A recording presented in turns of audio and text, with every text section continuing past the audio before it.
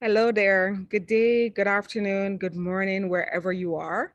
Hope that you're having a fantastic day today. My name is Cyreta Laws-Frumau. I am a performance and mindset coach at the Proctor Gallagher Institute. I have been going through the book Think and Grow Rich for the month of July, and I am on chapter 11, The Mystery of Sex Transmutation. If this is your first time joining us, please subscribe, please comment, please like and share the video. And I hope that you like it. Now, today I'm actually outside in my back garden. So I'm in the back. If you do hear any noises, my apologies for that. But I hope that you're able to hear me clearly. All right, so as we wrap up chapter 11, the three main points that I want to talk about is the mixture of love, sex, and romance. And these are states of mind. The second, I want to talk about the opposite of that. And the third, I wanted to talk about the relationship of marriage. So the communion between a man and his wife,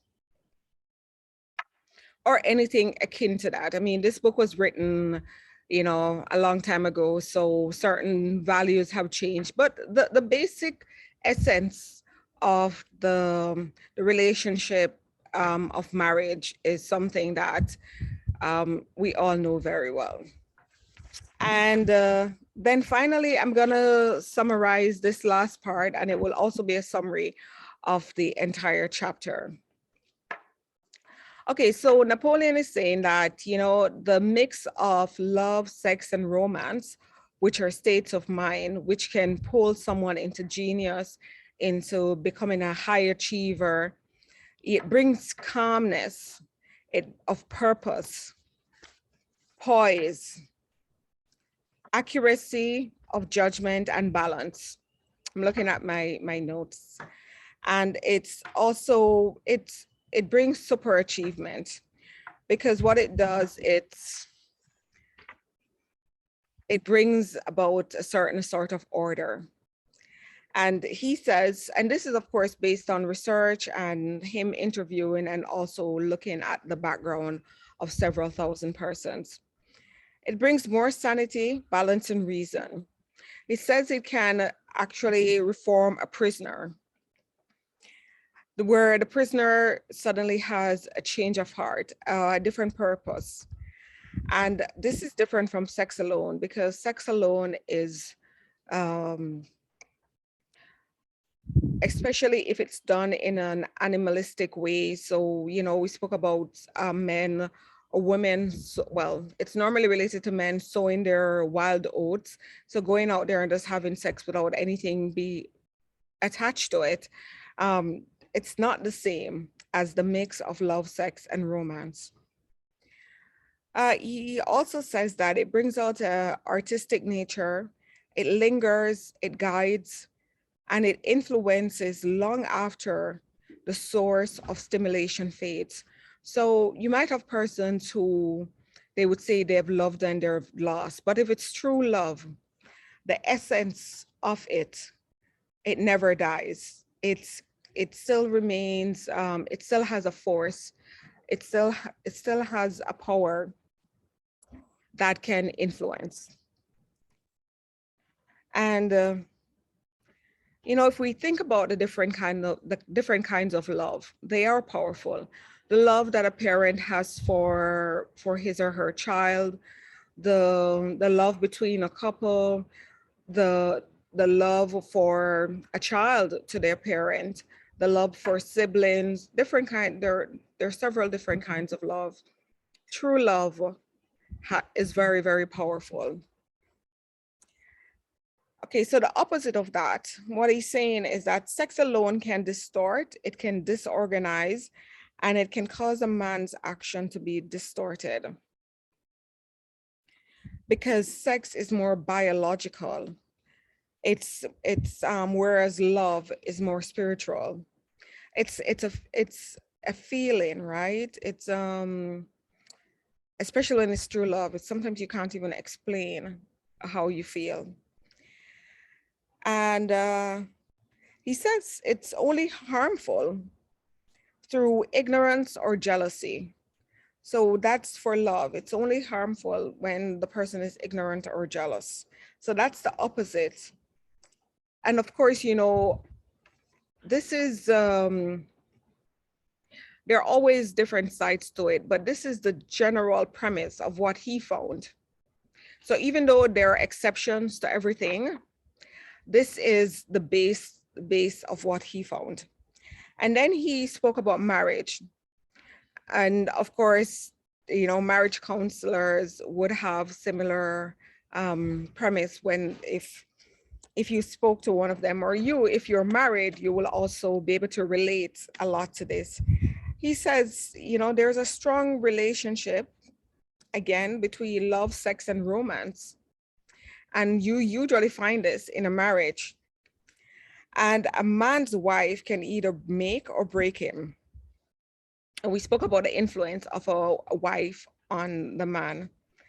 And it depends on the wife's understanding or lack thereof. So the emotions of love, sex, and romance are really powerful.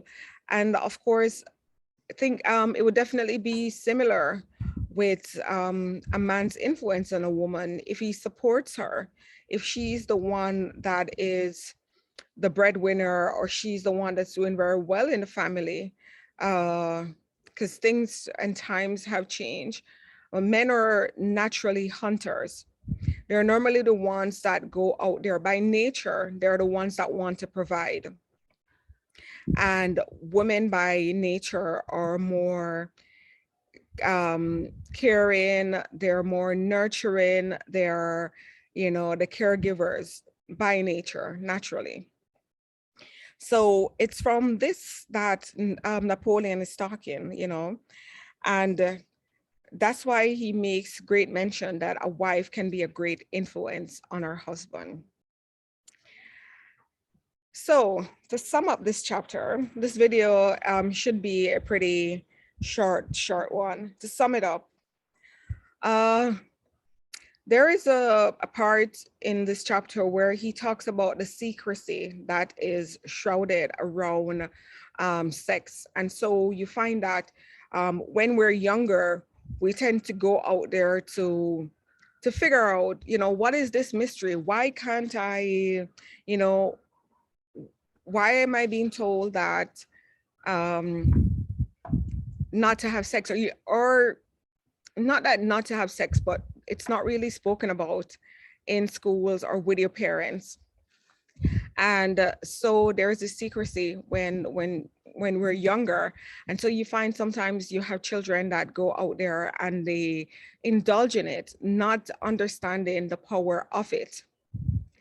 And this can cause a lot of destructive behavior. This can actually be a bad influence because they don't understand the importance of love, sex, and romance, and especially overusing it. So sex in its basic form is very animalistic. However, if we look at it, animals normally have sex. They go by seasons. You don't see them having sex all the time. There is a pattern to it, but sometimes you have us as human beings, you know, wanting to have sex all the time, and not understanding that there's a purpose. There's a deeper purpose for it. Napoleon says love and sex can enrich the body, and the road to genius and achievement is not a permanent one through sex alone. So really emphasizing here that link between love, sex, and romance. Okay, the road to genius. It is, how do you get it with the combination of these three? So you need to learn how to develop, control, and use sex, love, and romance. You know, let these emotions dominate your mind and discourage destructive emotions by controlling your mind, which is a creature of habit. Thoughts become things, and the more we think a certain thought, the more it becomes permanent, the more it takes over and takes control. So how we can use the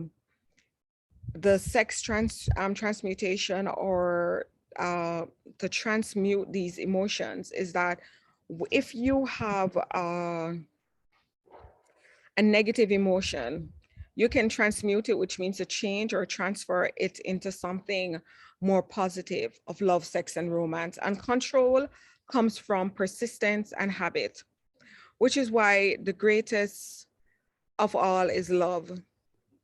And all the great books say tells us that love is the greatest power in our world, and with love we can conquer every and anything, fear, any bad emotion. So we really want to use this to just understand how these states of mind can really help us to improve our lives and the lives of those around us. I really love this chapter. It was a beautiful one. I hope you did as well. So for our next video, we're going to be moving into chapter 12, which is the subconscious mind. Really beautiful chapter. I will see you in my next video. Thank you so much for watching.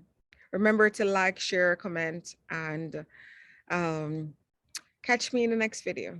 Bye.